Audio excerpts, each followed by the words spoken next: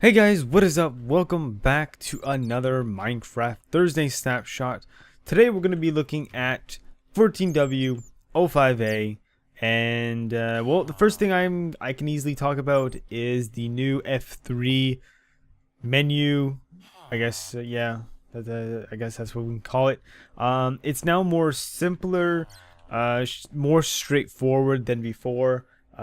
Basically, the first two options are your feet and the block, basically coordinates.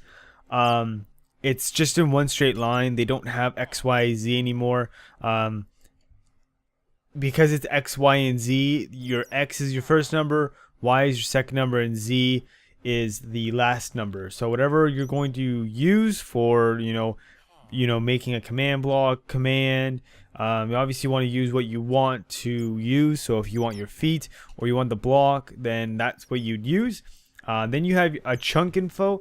I don't know what this is good for, but there's a chunk info now. Then you have the facing direction again. Like I said last episode, I would prefer it to being also a number, because using commands for the item frames and you got to rotate it, you need a number, not the actual direction. So it's kind of disappointing why they just don't put a number, because I always forget what 0 is, but I think 0 might be like north or east. Like, I don't know, it's not always, I always get confused. And then it shows your biome and the light level. So obviously I'm 15, or that's no sky at all, but that's 15. Go down here, just starts to get dark. So I think like anything under 7 would be your spawning for mobs. So yeah, keep that in mind, guys. So yeah, that's the F3 menu. Let's close it because we don't need it anymore.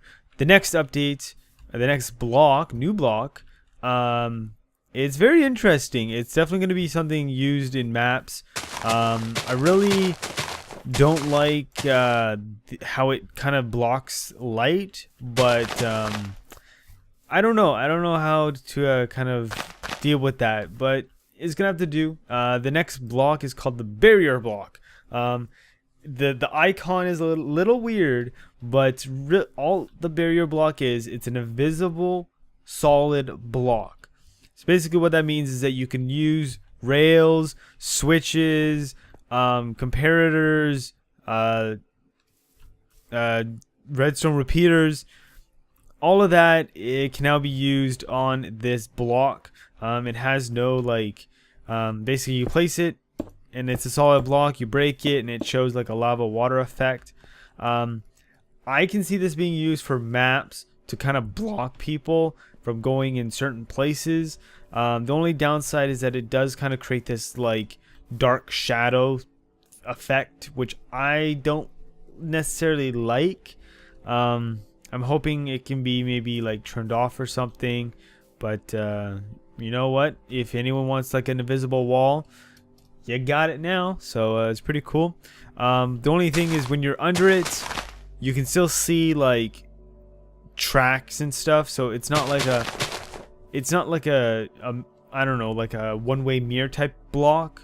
I don't know if that would be possible, but that would be kind of cool if there's like a one-way mirror type blocks, then because then you can put things behind, this like a wall, and hide it, but it looks, but you have like everything else open. So I don't know, this is just what it is. Our next block, or our next little feature, I can see this being used in minecart train stations. Basically what it is minecarts will now, I guess, knock. I don't know what the proper term of this is, but basically once a minecart, an empty minecart and an open minecart, no like minecart with chest or whatever, when it passes over an activated activator rail, it will now knock out entities. So if I'm here, I'm gonna do nothing, and bam, it knocks me out. Try and get a better look. Bam, it kind of knocks me out. So basically what I can see this, I could use this like right away. If I had a minecart track station, I would use this right at the exit. This would knock me off, then the minecart would go to like a some sort of like cactus, and then that cactus like breaks it, and then it goes into like a hopper, and then that hopper goes into like a dispenser to be reused. So I could see this being used. Definitely if you're like lazy to press shift, this is a hell of a lot faster. So I could it's really useful, I have to say. It's going to be very useful. If there's any like maybe mob farms that, you know, deal with like a breeding machine or something. You know, a breeding machine comes here, picks up an animal, it breeds them, and then it knocks them out. And then it goes around, picks up another one. You know, I could see maybe like even like breeding machines or something like that being used with this activator rail. So we'll have to see about that, because I'm not like the best at making farms and whatnot. So you'll have to see when this fully comes out to see what people do with it. So our last item of the day is copying written books. There's now like a standard, I guess. So this is my Minecraft Snapshot book. You open it, Minecraft Snapshot. You can now copy. I don't know if I think you can copy them before, but there's now more of like a copying limit. So I have the original. I can take a book and quill and copy it. It says right here, I have a copy of original. So let's put the original away. Let's get another book and let's copy the original. So now I can copy a copy. So I have original and I have a copy of a copy, and there's the copy of the original. So basically let's try and copy a copy. No, you cannot. So for anyone out there that like, you know, has books or wants to copy books, the only way that you can really copy anything is with, you know, creative. But after a book has been copied, 1, 2, I guess it would be copied 2 times. You can't copy it anymore. So I don't know if this is like for like piracy or plagiarism, but I don't know. I don't know why this is like this, but yeah. So you can only copy things for a limited time now. Again, I didn't use book and quills before, so I don't know if there was a limit or whatnot. But so yeah, that's that. But what I'm gonna do now is I'm gonna head off into my multiplayer world, because our next little update is pretty cool. So I'll switch over and be right back. Come on, stop. There we go. Perfect. So yeah, be right back. Okay, so I'm in my multiplayer world. Thanks to my friend Matt for lending me his account, so I can show you this example of the new game mode. So before there was a creative mode, survival mode. Now there's spectator mode. Basically, spectator mode.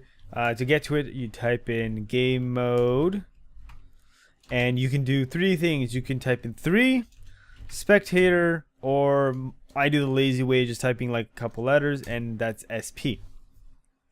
So this is spectator mode. It's like an F1 mode.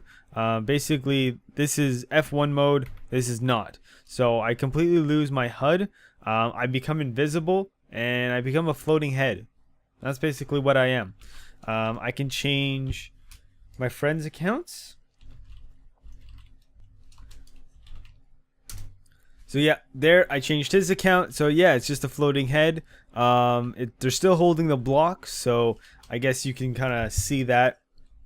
If I change my game mode to creative, they now become vanished. So what this basically means is that if I'm going to be playing like a game mode, or if I have a custom map in like vanilla, I'm able to have spectators basically view the game without interrupting what I do. Even if it's a creative game mode, you know, like some sort of like building game, you can still have spectators because they cannot affect your game. So I'm going to go back into spectator mode, and I'm going to change no, I'm going to change it back to create. I'm going to change him back to creative. Okay, so yeah, that's one feature.